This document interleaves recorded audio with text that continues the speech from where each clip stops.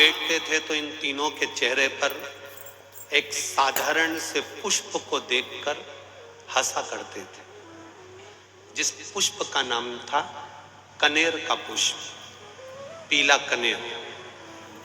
मैं आस्था चैनल के कार्यकर्ताओं से कहूंगा कि पीला कनेर के पुष्प का दर्शन अवश्य कराएं, जो शंकर भगवान को अति प्रिय है।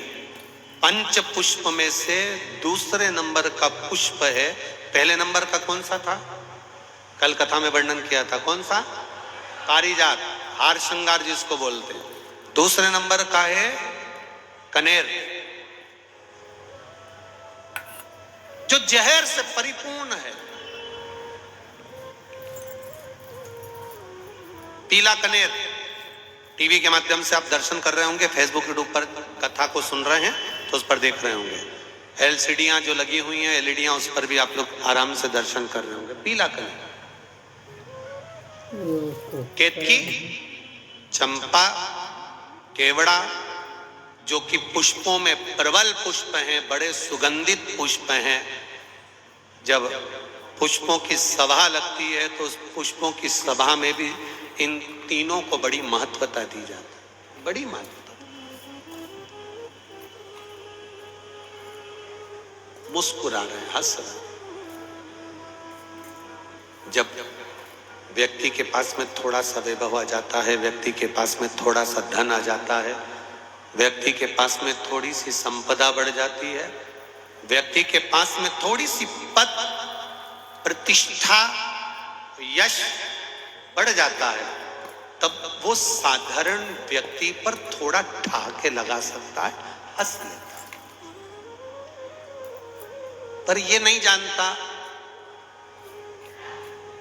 सारे देवता अच्छी अच्छी वस्तु को भले अपने पास रख लेते होंगे, पर मेरा महादेव जो किसी काम की वस्तु नहीं है, मेरा महादेव उसको अपने पास में रख लेता है। जो कोई काम करे, जिसका कोई कीमत नहीं, जिसकी कोई महत्वता नहीं।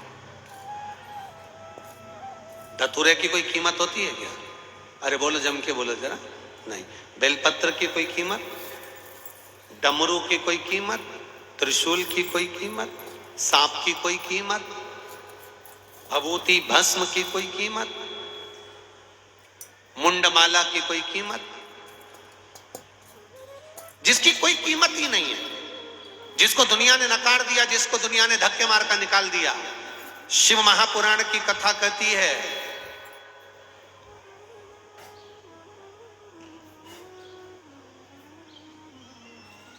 दुनिया धक्के मार दे चलेगा, संसार के लोग धक्के मार दे चलेगा, कोई दिक्कत नहीं, क्योंकि दुनिया की तो आदत है। जो बच्चा माँ की गोद में पड़ा रहता है वो ही माता की छाती पर लात मारता है। ये तो रीति, ये नियम है। जो माँ की गोद में पड़ा हुआ है वही माता की गोद में लात चलाता है, माता की छाती पर लात मारता है।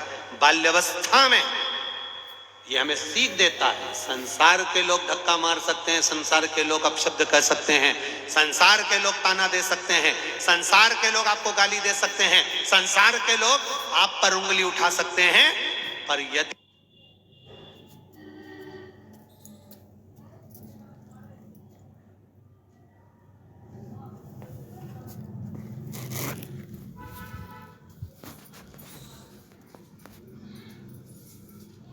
लाता है, माता की छाती पर लात मारता है। बाल्यावस्था में ये हमें सीख देता है। संसार के लोग धक्का मार सकते हैं, संसार के लोग अपशब्द कह सकते हैं, संसार के लोग ताना दे सकते हैं, संसार के लोग आपको गाली दे सकते हैं, संसार के लोग आप पर उंगली उठा सकते हैं, पर यदि तहसील बदनावर, जिला धार कहीं बैठे हो, कनेर विशेला है।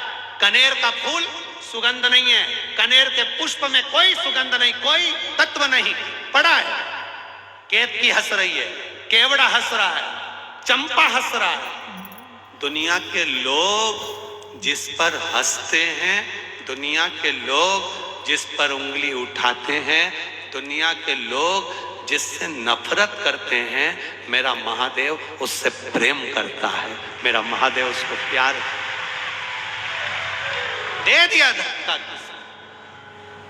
दुनिया के लोग जिससे नफरत करते, दुनिया के लोग जिसको धिक्कार देते हैं, धतूरे को कौन पूछे, कांटे वाले पौधे को कौन पूछे, कनेर को कौन पूछे?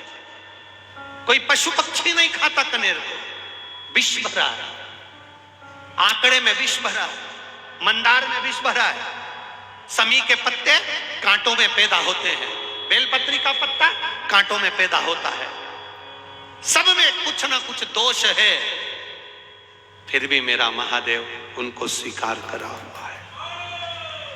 मेरा महादेव उसको स्वीकार, दोष है, वो दोष दुनिया को दिखता होगा। लोग कहते होंगे बेलपत्री में कांटे हैं, समी के पत्ते में कांटे हैं, लोग कहते होंगे कनेर जहरीला है, शंकर जी को चढ़ाना नहीं चाहिए, धतूरे में कांटे हैं, भांग में ऐसा है, उसमें ऐसा है। दुनिया के लोग इनमें दोष देखेंगे, पर मेरा महादेव दोष में भी कुछ अच्छा देख लेता है। नारद जी ने देखा, सब हंस रहे थे, कनेर के पुष्प को नारद जी ने तोड़ा, तोड़ते तोड़ते आकाश मार्ग से नारद जाते जाते उस कनेर के पुष्प को एक कैलाश की शिला पर रख दिए। कैलाश की शिला पर वो कनेर का पुष्प रखा था, उस कनेर के पुष्प को भृंगी ने उठा लिया। भृंगी ने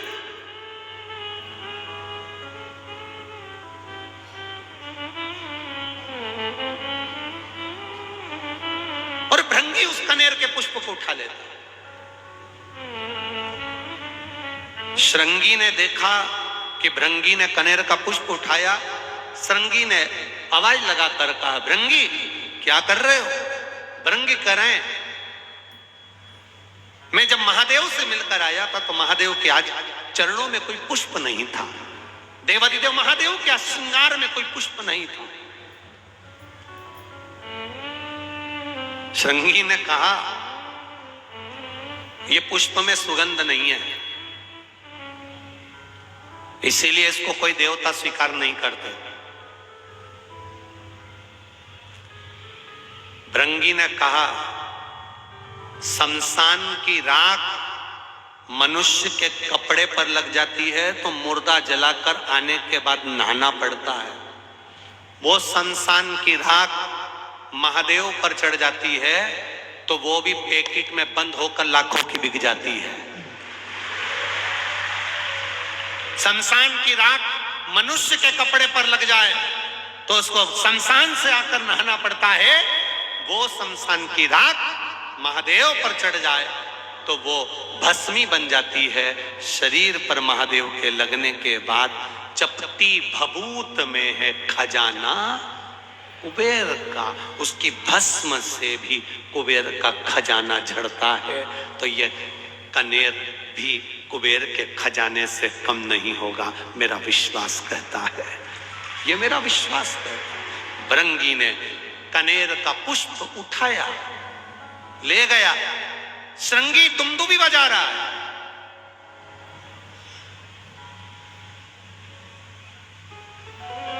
श्रृंगी दुमदुमी बजा रहा है।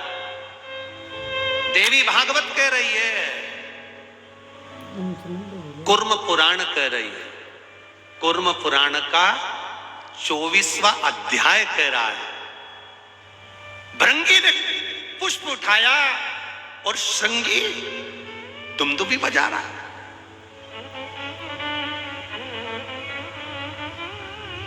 दुमदुमी, अब जैसी दुमदुमी बजना चालू हुई तो पूरे कैलाश में चर्चा हो गई।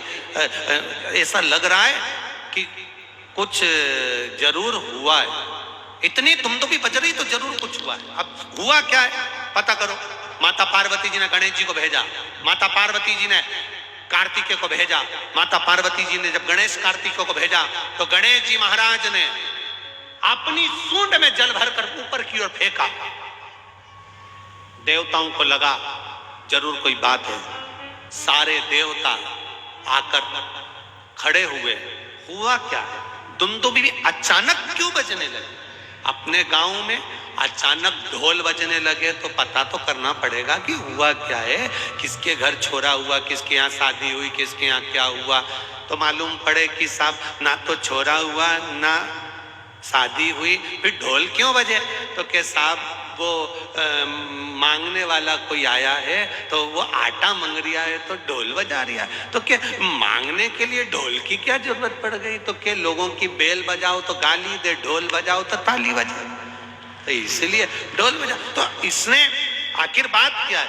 दुमदुमी बजी तो क्यों बजी? दुमदुमी बजने का कारण क्या है? जो दुमदुमी का नाद पड़ा सारे देवता आकर खड़े हो गए।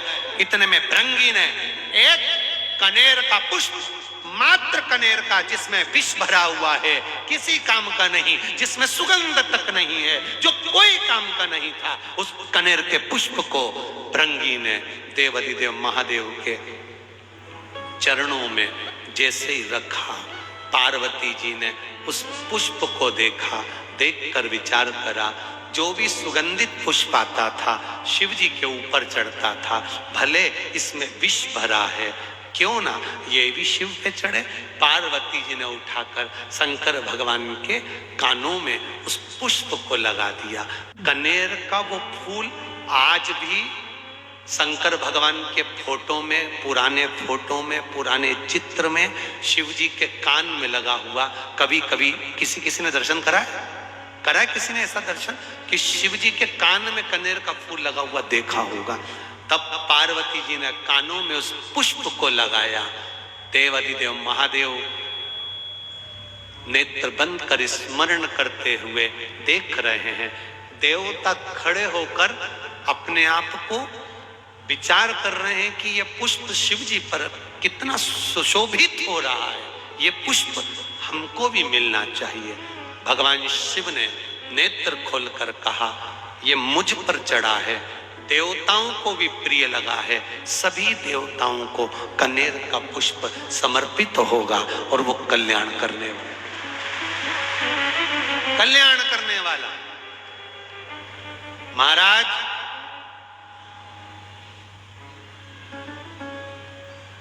जहां पर पति और पत्नी के संबंध बेकार हो जाते हैं, विवाद हो जाता है, अदालत में बात पहुंच जाती है, परिवार वालों पर दहेज का केस चालू हो जाता है, कहीं ना कहीं किसी ना किसी रूप में कार्रवाई चालू हो जाती है, पति पत्नी में वापिस प्रेम को बढ़ाया जाए।